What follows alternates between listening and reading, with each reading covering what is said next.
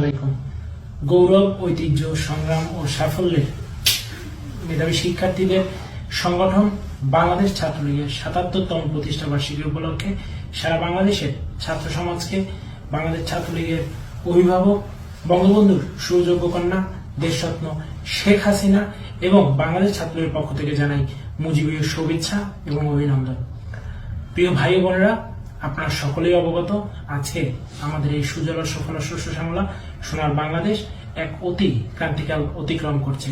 আজকে অবৈধ, অসাংবিধানিক, জঙ্গিবাদী একটি ব্যবস্থা আমাদের রাষ্ট্রের উপর চেপে বসেছে, যার শিকার হচ্ছেন দেশের একেবারে প্রান্তিক মানুষ থেকে উচ্চবিত্ত, মধ্যবিত্ত, নিম্ন মধ্যবিত্ত সকল স্তরের মানুষ এবং সর্বোপরি শিক্ষার্থীদের শিক্ষা জীবন এবং শিক্ষার পরিবেশ ব্যাপকভাবে বিঘ্নিত এবং বিনষ্ট হচ্ছে।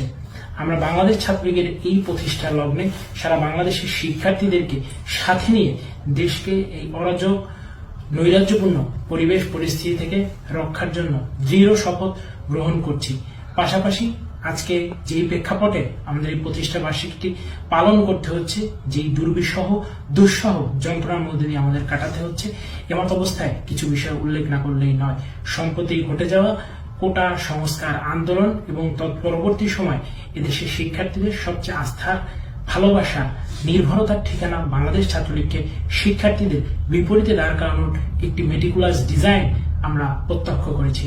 বাংলাদেশ ছাত্রলীগের পক্ষ থেকে স্পষ্টভাবে বলতে চাই, আমাদের নেত্রী, আমাদের অভিভাবক বঙ্গবন্ধু কন্যা দেশরত্ন শেখ হাসিনা সবসময় তার জীবনের প্রতিটি মুহূর্তে এদেশের মানুষের জন্য, এদেশের শিক্ষার্থীদের জন্য কাজ করেছেন।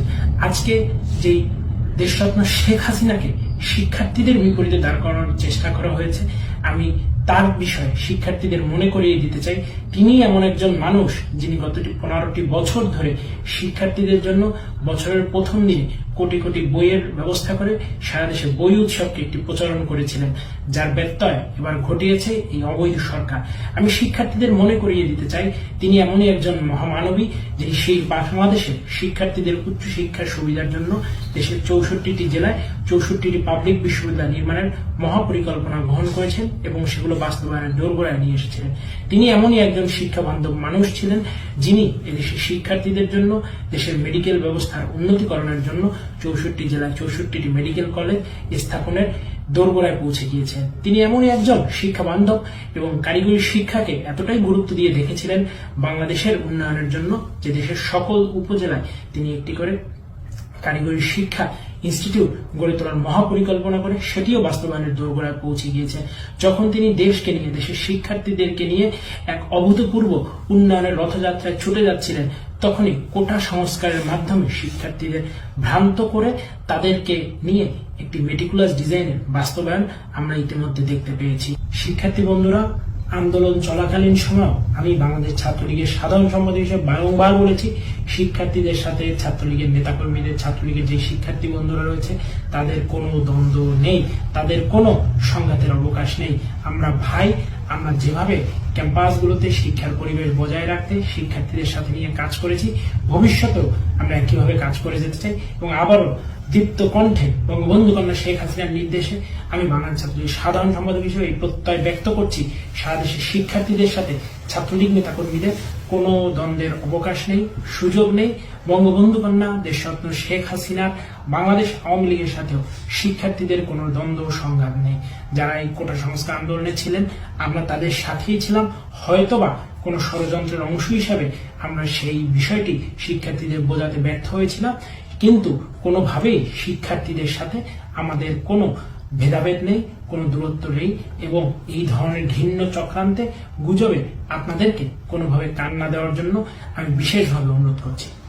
প্রিয় বন্ধুরা, আজকে বাংলাদেশ ছাত্রলীগকে নিয়ে আপনাদের মধ্যে যে ষড়যন্ত্রের বীজ বোনা হয়েছে সে বিষয়ে আমি বলতে চাই, ছাত্রলীগ কি একবারের জন্য এই কোটা সংস্কার আন্দোলনে শিক্ষার্থীদের বিপরীতে কথা বলেছিল?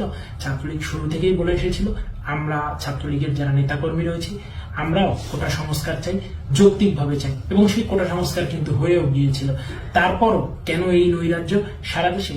কেন হঠাৎ লাইভে এসে ছাত্রলীগের সাধারণ সম্পাদক শেখ ওয়ালি আসিফ ইনান বলেন, বাংলাদেশের ৭৭তম ছাত্রলীগের প্রতিষ্ঠা বার্ষিকীতে কোনো আয়োজন নেই। According to the আপনারা UNHCR, যেখান থেকে পারেন জাতিসংঘের সনদ সেখান অনুযায়ী থেকেই এটি মানবাধিকার প্রতিষ্ঠা লঙ্ঘনের বার্ষিকী একটি প্রকৃষ্ট আয়োজন করুন, পালন জঘন্যতম করুন।